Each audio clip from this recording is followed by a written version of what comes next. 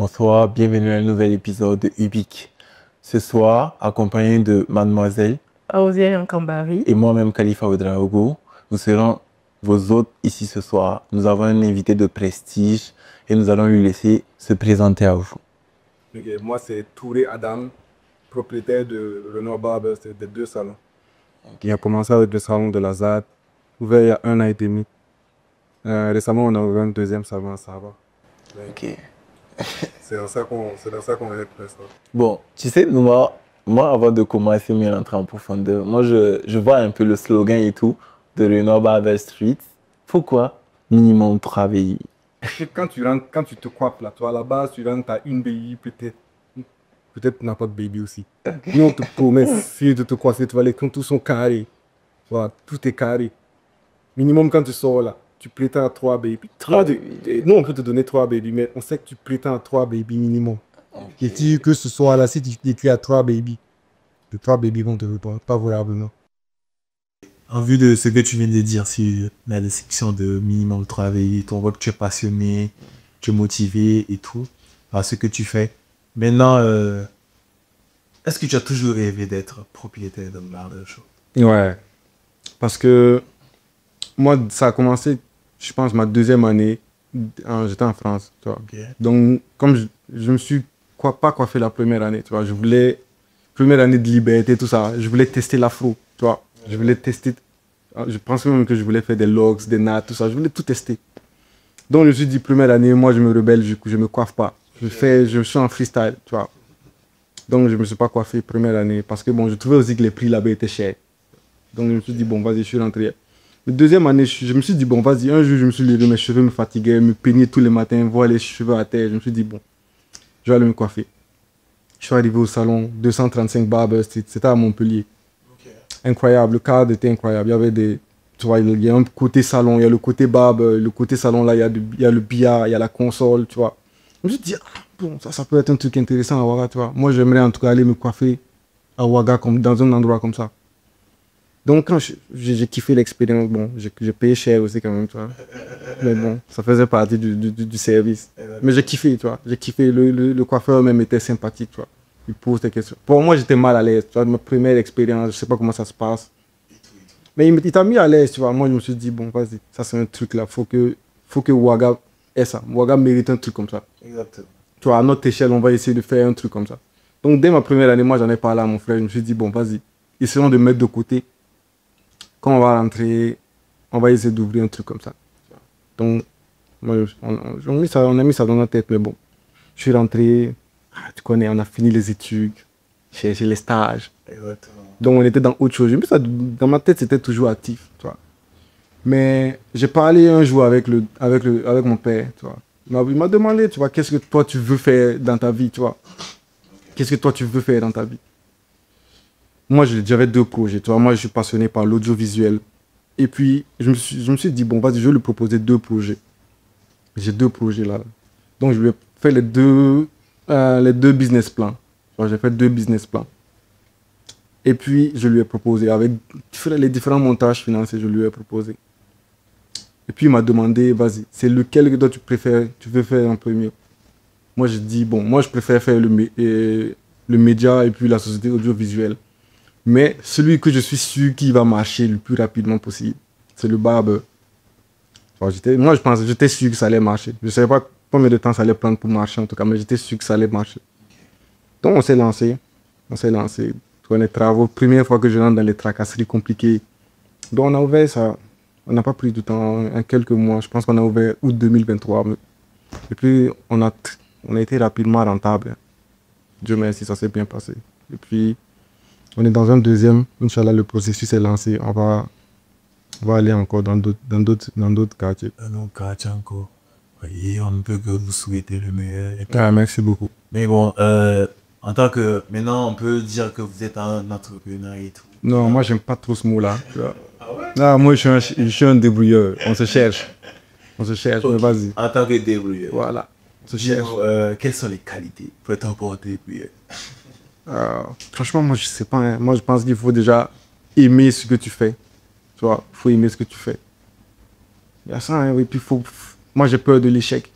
Moi, j'ai trop peur. Tu Toi, moi, ma phobie, c'est que ça échoue. Donc, c'est ça qui fait que tu essaies de mettre tout en œuvre, en tout cas, pour pas que ça échoue. Tu vois, moi, sinon, moi, je sais pas s'il y a une qualité à avoir. En tout cas, il faut être un bon gestionnaire aussi. Il ne faut pas que l'argent qui rentre pas dans d'autres choses qui ne sont pas liées à ça, à l'entreprise, tu vois. Je vois. C'est ça avec compréhensibilité. Mais maintenant, en réalité et tout, bon, tu as parlé déjà même de l'audio officielle et tout, que tu aimais exploiter même. Est-ce que c'est un truc que tu veux explorer après ou bien c'est un truc que genre, bon, tu trouves que c'est plus nécessaire après, bon, le en bas de ce qui dit. Non, mais ça, c'est ma plus grande passion même, tu vois. Okay. Ça, c'est ma plus grande passion. Je pense que ça, c'est un truc à terme, quand je serai prêt financièrement et puis mentalement, quand les salons vont plus avoir trop besoin de ma présence même là. C'est dans ça que je veux me mettre à fond. Je me suis déjà lancé, toi. On est enregistré tout ça même. Mais c'est plutôt au coup par coup, toi. On a des marches, on fait de la, tu vois, on crée des publicités pour les entreprises, Okay. tu vois.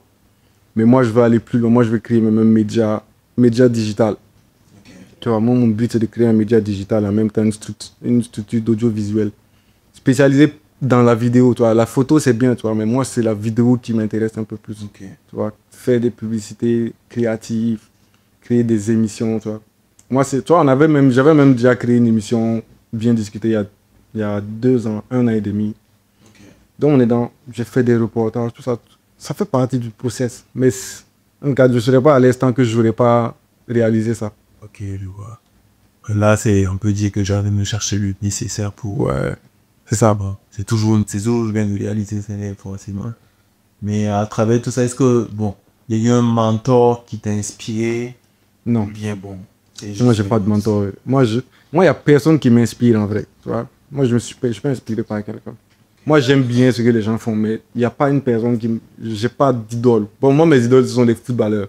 Okay, tu vois? Okay. Mais à part ça, il n'y a pas une personne dans l'audiovisuel qui me passionne. Il n'y a pas une personne qui me motive. Moi, ce qui autre dans l'audiovisuel. Même pas.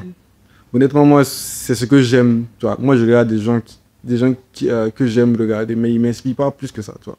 C'est pas comme si j'ai envie de faire ce qu'ils font exactement. Moi, j'ai mon idée. J'ai envie de faire ce que je veux, mais il n'y a pas une personne en tête comme ça qui me motive.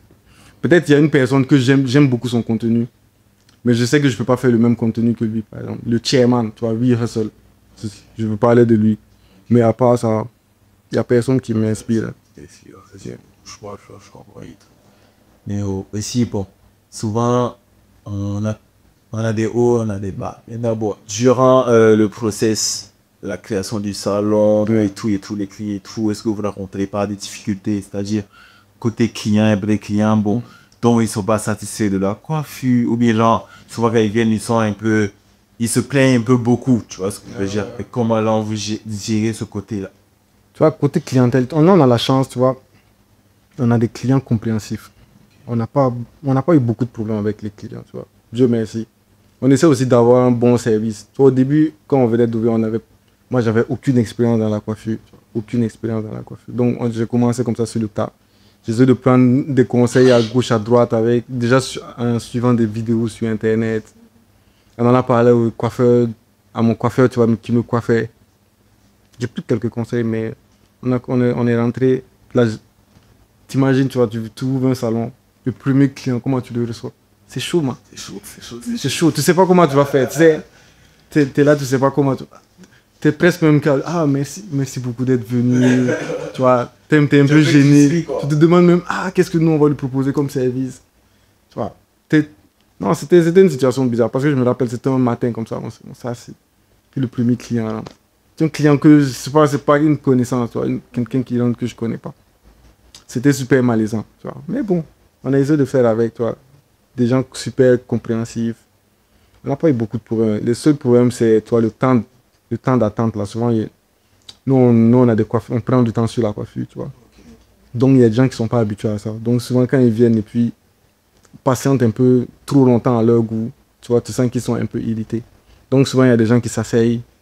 Puis tu vois, à un moment donné, ils se lèvent, ils partent. On a eu 2-3 fois ce genre de truc-là. Mais à part ça, on n'a pas... Même les clients sont satisfaits. Bon, on essaie de corriger, tu vois, Exactement. prendre les notes, quoi. Voilà, c'est ça. On essaie de livrer le meilleur service possible. En tout cas, si un client n'est pas satisfait, on lui dit, vas-y, on va essayer de rattraper si c'est rattrapable. Ou bien au pire des cas, tu reviens quand tes cheveux vont un peu pousser. On va rattraper ça gratuitement. Il n'y a même pas de problème. Tu vois. Le plus important, c'est la qualité du service et que le client soit satisfait. C'est lui la base de notre existence. Quoi. Exactement. Le client, quand Alain le dit à l'adage, le client est roi, le client est roi. C'est lui, quoi.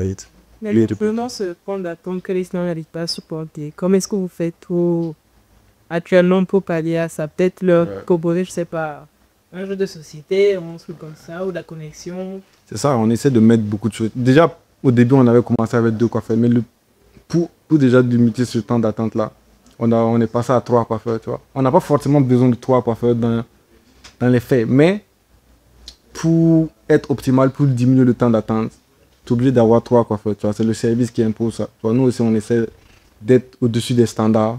Donc, le temps d'attente, moi, je sais que moi, j'aimerais pas patienter longtemps chez le coiffeur. Donc, ça nécessite de prendre une 3e personne pour qu'au moins, quand on limite le temps d'attente pour le maximum de clients. Et puis, on a mis aussi, tu vois, il y a la console, il y a la télé, il y a les matchs de foot. On a mis des Rubik's Cube, on a mis de la boisson, tu vois. Il y a beaucoup on met de la musique aussi, on met de la bonne musique. On met de très bonnes musiques, tu vois. Moi, je suis responsable de la playlist. À fond. Donc, tu vois, je pense que c'est difficile de venir s'ennuyer au salon. C'est une bonne stratégie, en tout cas. Là, on essaie. Prendre soin des clients, que l'attente soit assez intéressante et tout. Mais aussi au niveau de... On remarque maintenant qu'aujourd'hui, tu as parlé d'audiovisuel, moi je vais bifurquer, moi je vais parler de réseaux sociaux. Selon toi, de nos jours, maintenant, on voit que faire quelque chose sans être sur les réseaux sociaux, c'est assez compliqué. Maintenant, bon, quel conseil ou bien quelle vision tu as pour donner à un entrepreneur s'il voulait se lancer? Et est-ce qu'il devrait taper à la porte directement des réseaux sociaux ou bien devrait avoir une stratégie? Nous, par exemple, les réseaux sociaux, c'est la base de notre communication. Je pense même que toute notre communication est digitale. Tu vois, mais on a négligé un peu aussi la communication terrain. Mais la communication digitale fait pratiquement notre base clientèle, tu vois. C'est trop important. Ça veut dire que si tu sais que tu n'as pas les compétences pour créer ton contenu toi-même, engage une personne, même si c'est un freelance, ou bien c'est quelqu'un qui va être là à temps plein pour créer du contenu. Mais c'est surtout dans un domaine comme le nôtre, là, c'est obligatoire d'avoir du contenu. C'est obligatoire d'avoir du contenu. Et puis du contenu de bonne qualité, tu vois. Nous, on ne se contente pas d'avoir du contenu. Parce qu'il y a plusieurs vidéos qu'on a tournées qu'on n'a pas postées. Tu vois. Moi, par exemple, moi, je sais que le contenu, c'est en vidéo et puis en photo.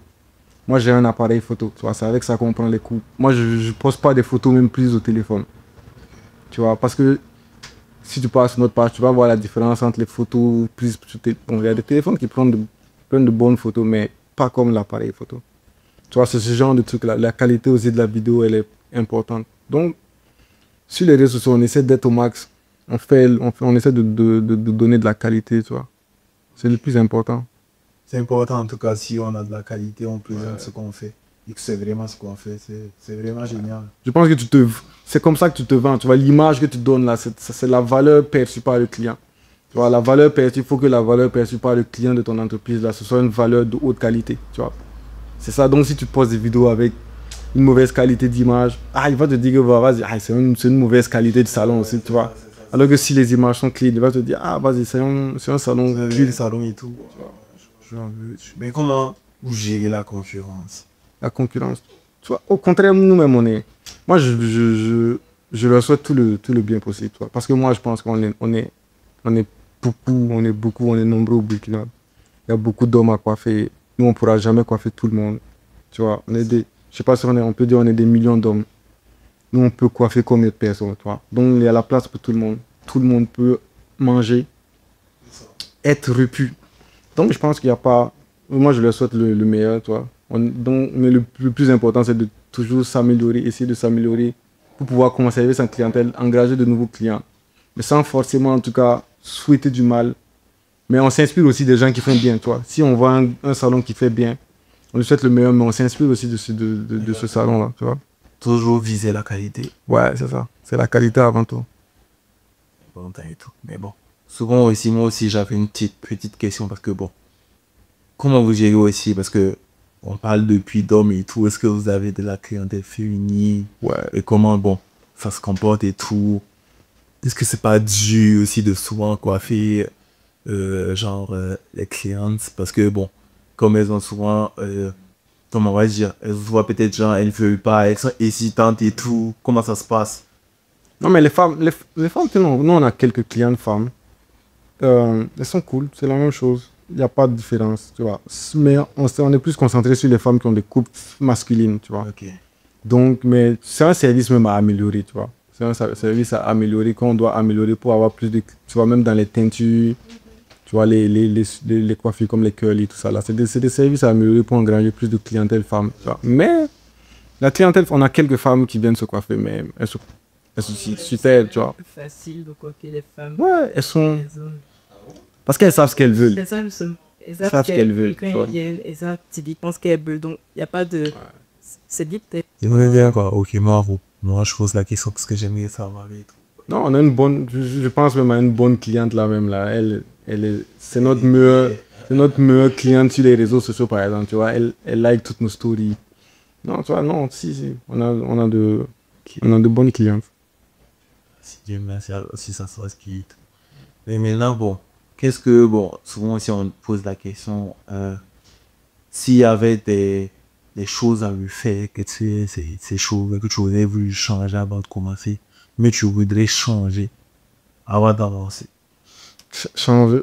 Je pense que, honnêtement, ouais, il y a beaucoup de choses à changer. Genre, déjà, même moi, dans la gestion même du personnel, tu vois, moi, je sais que c'est quelque chose que j'ai découvert dans ce métier-là, tu vois. Sur le table. Ouais, sur le tas. Ça, je crois que c'est ça ma plus grosse difficulté depuis que j'ai ouvert. Tu vois. Donc, c'est ça, tu vois. Être un peu plus... Avoir le côté... Bon, je ne veux pas dire le côté méchant, mais être un peu plus rigoureux dans la gestion du personnel, tu vois. C'est ça, moi, c'est dans ça que moi, je dois m'améliorer, tu vois. Mais ça va, tu vois, avec de l'expérience. Moi, je prends ça comme des expériences, tu vois. Bon, plus, c'est sûr, pense à vouloir des grands temps et tout. Dans ce là j'ai beaucoup d'expérience et tout. Je vais pas faire les mêmes erreurs et tout. Bon. Si tu avais des conseils à donner à quelqu'un qui veut entreprendre, mais quelqu'un qui veut coiffer, mais quelqu'un qui voulait un barber, quels seraient les conseils que tu aurais à donner? Ça déjà pour que tu saches c'est quelle clientèle que tu vises, tu vois. En fonction de ça, maintenant, tu sais c'est quelle qualité de matériel, quelle qualité de lieu que tu veux, tu vois. Parce que déjà, c'est la base, c'est la clientèle que tu vises. Un gars qui veut ouvrir un barbershop de bonne qualité, tu vois, de haut standing, ça veut dire qu'il y a beaucoup de choses qui vont entrer en compte. Il y a l'emplacement, tu vois, il y a la qualité du matériel, il y a la qualité même du branding. Ça veut dire qu'il faut que tes coiffeurs aussi soient au niveau vestimentairement parlant, tu vois. Bon, le service aussi doit être top. Mais il faut que toi-même aussi, tu puisses représenter ton entreprise, même, tu vois. Quand toi, on te voit, on sait que, bon, vas-y, moi, il ressemble à une personne à laquelle moi, je veux ressembler, tu vois. Faut que tu inspires. Bon, je sais pas si moi, je ne me mets pas en avant, mais une personne qui veut se mettre en avant, en tout cas, il faut que tu essaies de ressembler, en tout cas, à ton entreprise. C'est ça, tu vois. Faut que tu brilles comme toi. Ouais, c'est important, c'est trop important. C'est important, en tout cas. Bon, pour un peu bifurquer et tout, bon. On avait une petite polémique et tout sur les réseaux sociaux, on dit que c'est décembre. C'est décembre qu'il faut donner les femmes de clan qu'on donne de l'argent. Est-ce que tu trouves que c'est normal, mais qu'est-ce que tu as à dire sur ce sujet-là? Sujet très intéressant. Non, déjà, moi, je ne peux pas te donner parce que j'ai plus d'argent. Tout l'argent est dans le salon de Sahel. Mais dans l'hypothèse où il y a de l'argent. Ouais, moi, je peux donner, moi, je donne, hein, mais bon. Qu'est-ce que je gagne en retour? C'est ça la question. C'est ça la question aussi. Qu'est-ce que moi je gagne en retour? Vous allez faire le 31 ensemble? C'est pas une bonne proposition. Hein. Mais est-ce que tu juges nécessaire qu'on donne de... Non, même pas. Moi, je pense qu'on a tous des darons. Hein. On a tous des darons, on a tous du taf. Bon, si t'as pas de taf, tu fais pas. Si t'as pas d'argent, tu fais pas. En fait, parce que bon, on remarque bon, de plus en plus ça prend de l'ampleur et ça met de la pression sur les gens et tout. Bon. En fait, comme il a dit, là, c'est pas obligatoire. Obligatoire. Chacun ses parents. Les seules personnes qui ont un devoir envers toi, c'est tes parents. Soit toi, soit tes parents. Il n'y a pas à aller mettre la pression à l'entour de quelqu'un. Pas les balles. L'argent. Donc voilà, maintenant, le fond Moi, ça me dérange pas, par exemple, qu'elle soit dans un problème ou dans un truc, dans un pétrin, et qu'elle voulait de l'aide. C'est dire que c'est un devoir de nous de l'argent pour des fêtes. Tous les jours, c'est censé être la fête, si tu as de l'argent. C'est la continuité. Qui est à parler que de tes sons. Il y en a qui te disent que chaque mois, je dois leur donner de l'argent. En tant que tago. Oui, en tant que quelque chose que- Ouais, ça veut dire que déjà toi-même, t'as pas confiance en toi-même. Parce que si une go te dit ça, même, c'est bizarre, tu vois. Très bizarre. Tu te sens contraint de donner de l'argent à une go qui a des parents. C'est compliqué parce que bon, parce qu'on parle de mariage et tout. Ouais, ça c'est différent. Oui. Cadre de voilà, petit ami, on se fréquente et tout, bah, c'est parce qu'on sait qu'on va arriver quelque part qu'on se fréquente. Exactement. Sinon, si c'était pour se partager de l'argent, moi aussi, les fêtes aussi, j'aime bien l'argent. Voilà, moi aussi, pourquoi oser, moi je n'aurais pas d'argent. Pourquoi moi je l'aurais pas Pourquoi moi aussi, je mérite. Je suis l'enfant de quelqu'un Je aussi. suis là, voilà, juste pour honneur. Tu vois? On a tous de l'honneur. Moi, je vais envie de m'acheter une paire de chaussures. Je sais, voilà, j'ai envie de me faire une coupe à l'honneur avec ce truc. Voilà, tu vois, voilà, c'est ça, tu vois. Tu peux venir, tu achètes ton t-shirt, Ton t-shirt tranquille. le minimum 3. Vous offrez des Voilà, des couches. Et puis un t-shirt.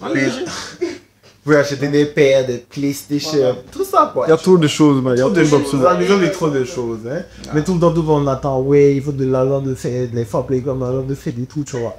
Mais genre, moi je le dis, mais quand souvent tu regardes les réseaux, la pression et tout, souvent c'est toi comme comédien, faut ressortir ça dans les vidéos et tout.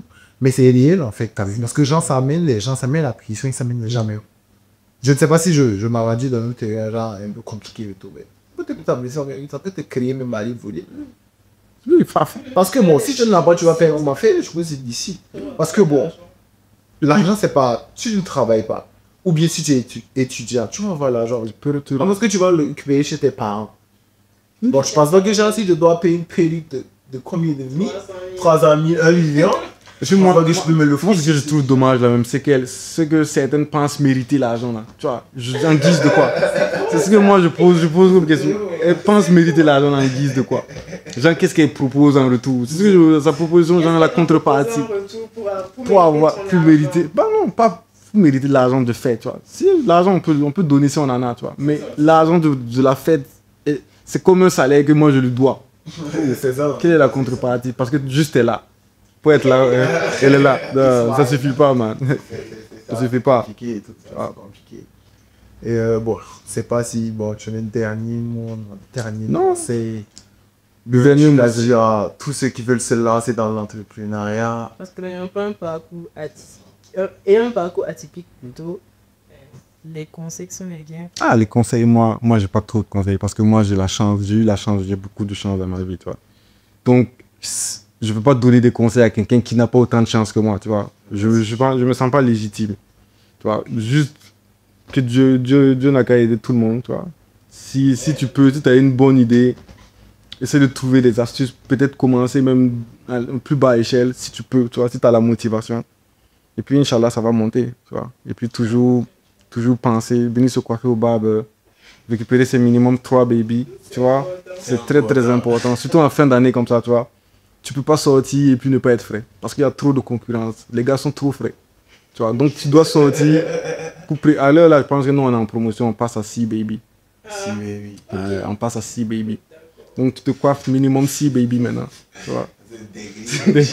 C'est une dinguerie.